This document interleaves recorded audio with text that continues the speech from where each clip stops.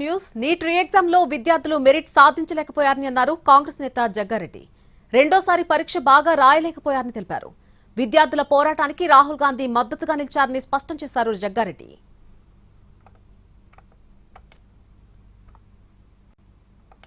Students రెండోసారి NEET exam రాసినప్పుడు merit లో మిస్ అయిపోయారు. ఎందుకంటే మొదటిసారి పాస్ అయిన వాళ్ళు ఆ డిస్టర్బెన్స్ లో రెండోసారి ఎగ్జామ్ రాయలేక వాళ్ళు డిస్టర్బ్ అయిపోయారు.